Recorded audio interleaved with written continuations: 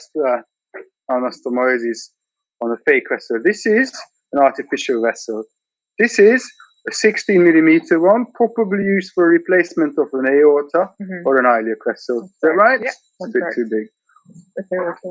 Aorta. All right. So let me cut into this aorta. And at home as well, when you get your, can I get you to hold one end? So when you have your tubing, please cut it in a diagonal way. We will explain that on the main stage later why, and your demonstrators will also take you through in that. So once you cut this, you want to place your stay suture. Now, most of you will have, or your suture, most of you will have a single-ended suture at home, which is all right. However, in real life, you would use a suture with a double ending needle. So let me take this out, and then Mona, give me some instructions what to do here. Absolutely. So what we're going to do is line up our, so the two parts of it. This is the toe of the anastomosis, okay, and that's the heel. So we're going to line up the two edges. Toe, heel. Yeah, and we're heel going to toe. Absolutely. Or toe to toe. We'll go heel to toe. Heel to toe. All right. Shall I hold that for you? Let me put in the first stitch here. And what we're going to do is go right at the apex. Right at the apex. Yeah, just right off the apex. Yeah. Okay. So into the toe. Ooh. There you go. Am I going from outside to inside? Yeah? We are going from outside to the inside, yes. Okay. So I'm inside now.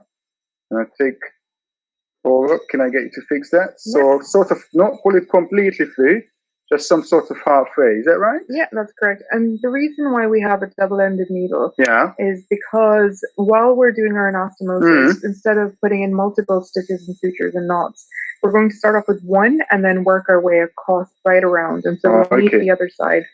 So yes, we will be doing that. If you're at home, you can just go one direction, because it's all about getting your hand moving and taking the needle out and putting it in.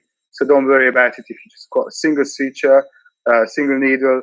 I would just tie it down and go one direction, which then you can undo or do a new fresh cut on your tubing and go the other direction. So sorry. So I'm putting this into the heel or toe. We're going now into the toe. So why is this a toe? How can you remember that? That's the pointy end. The pointy end. Yes. Good ballet toes, right? Pointing upwards, straight. Okay. So once I've placed this, I'm going to tie this down. Good. So shall we just come into the screen? There you go. Can I get you to hold either end? So it's sort of fixed. And I'll give you an angle so you can watch me doing the tie. Thank you. So we went through our hand tying. The only thing I would suggest to this is to have a slightly shorter and a slightly longer end. Can you give us a bigger preset where we can show this? Even bigger? That's it. Perfect. So look at this. One of my hands is slightly longer than the other one. This is because you don't exactly want to do the same length on backhand. Or at least I don't as a general surgeon, because backhand suturing is a bit more difficult. Then you snug your knot down, and then you do how many? How many knots should I do here?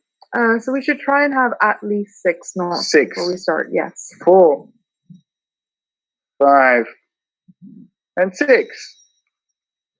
Okay. I'm going to start stitching, and then put in the first stitch, and then can I get you to lead me on this? And if you can give us that perfect view.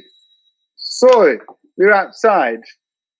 Now first stitch, gonna go from outside to in, and then from inside to out.